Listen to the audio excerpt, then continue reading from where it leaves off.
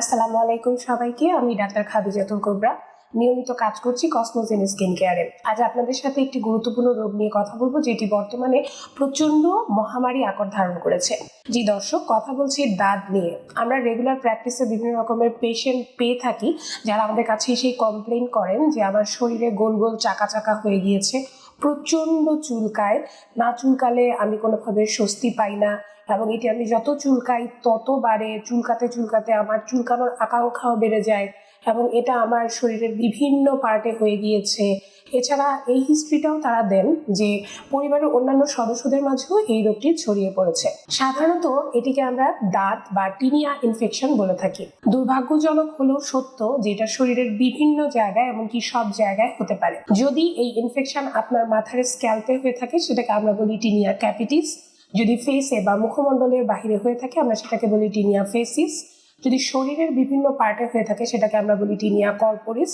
যদি আপনার বাটক এরিয়া বা গ্রোইনের দিকে হয়ে থাকে, এটাকে আমরা বলি টিনিয়া ক্রুডিস বা জক ইচ। এছাড়া যদি পায়ে হয়ে থাকে, আমরা এটাকে বলি টিনিয়া পেডিস। খুবই খারাপ আকার ধারণ করে, পেশেন্ট প্রচণ্ড লেভেলের চুলকায় এবং খুব খারাপ পরিস্থিতি নিয়ে আমাদের কাছে আসে।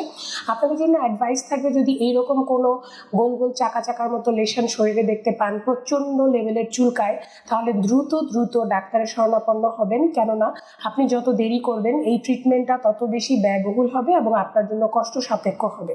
আমাদের রোগীরা যেটা করে, বিভিন্ন রকমের স্টেরয়েড বা গ্যাকোজিমা নামক বিভিন্ন রকমের ক্রিম ব্যবহার করে একে তো এই রোগটাকে আরো বাড়িয়ে নিয়ে আসে, দ্বিতীয়ত গ্যাকোজিমা টাইপের জিনিস ব্যবহার করে এই স্থানগুলোকে পুড়িয়ে ফেলে, যার জন্য কিন্তু ট্রিটমেন্টটা অনেক সময় সাপেক্ষ এবং ব্যয়বহুল হয়ে দাঁড়ায়। এবং আরেকটা জিনিস, এই সমস্ত ইনফেকশন হলে কখনোই ফার্মেসিতে গিয়ে স্টেরয়েড জাতীয় বা না জেনে কোনো ক্রিম ব্যবহার করবেন না, নিজের বিপদ ডেকে আনবেন না। যদি এরকম সমস্যা হয়ে থাকে, ডক্টরের শরণাপন্ন হবেন এবং আপনার বিছানার চাদর, কাপড় চোপড় সবকিছু আলাদাভাবে ওয়াশ করা, আলাদাভাবে ব্যবহার করার চেষ্টা করবেন। কেননা যেন আপনার কাছ থেকে আপনার পরিবারের মাঝে এই রোগটি কোনোভাবে না ছড়ায়। এটি খুবই মারাত্মক ছোঁয়াচে রোগ এবং ইদানিংকালে প্রচণ্ড মহামারী আকার ধারণ করেছে। আজকের এই ভিডিও দেখার পরে আমি আশা করছি সবাই এই রোগটি নিয়ে সচেতন হবেন এবং দ্রুত দ্রুত ডাক্তারের সাথে যোগাযোগ করবেন। অসংখ্য ধন্যবাদ সবাইকে। আসসালামু আলাইকুম।